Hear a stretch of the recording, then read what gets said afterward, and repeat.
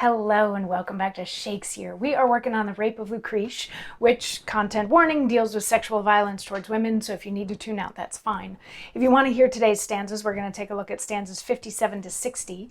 And at this point, Sextus Tarquinius has made his way into Lucrece's bedroom. She's still asleep, and he is observing her. And at the end of yesterday's stanzas, we started getting a description of her specifically, what she looks like, and also the fact that she's totally oblivious to what's going on here. She didn't know that this was coming. Had she known, she might have been able to get out of the way, but she's just sleeping and looking very beautiful. So yesterday's last stanza talked about how her hand, one hand was underneath her cheek. So stanza 57 picks up saying, "Without the bed her other fair hand was, on the green coverlet, whose perfect white showed like an April daisy on the grass, with pearly sweat resembling dew of night.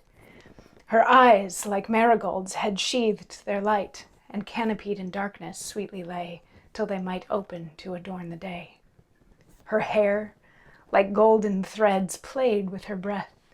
Oh, modest wantons, wanton modesty, showing life's triumph in the map of death, and death's dim look in life's mortality.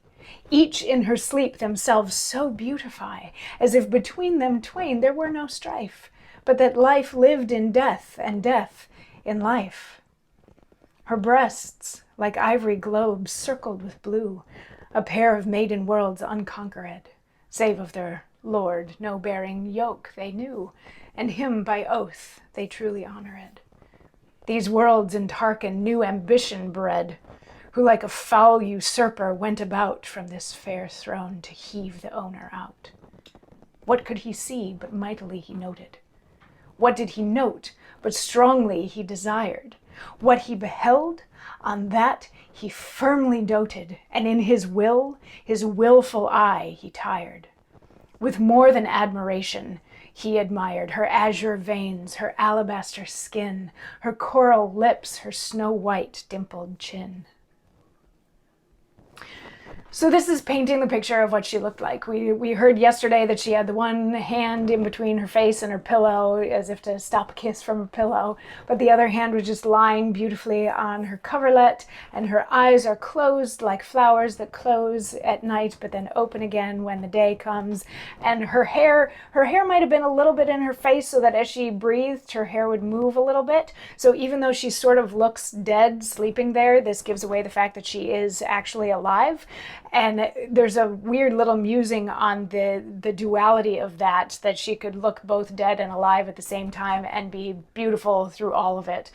And then it describes her breasts, which of course turns him on even more to see this. And it goes so far in the stanza talking about her breasts to mention that her husband is the only one that has ever touched them, and she has been very faithful to him in that respect. Nobody else has known her chest other than her husband, and this ignites Sextus Tarquinius's passions even more.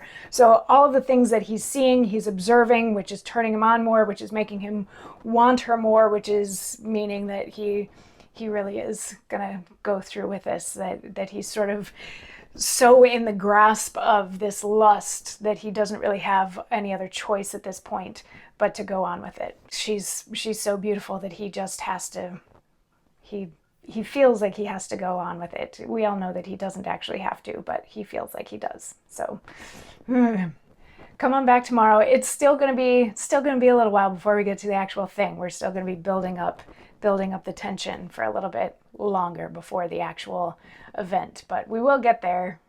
I promise. Like, that's a good thing. Anyway, I'll see you tomorrow for more. Mwah.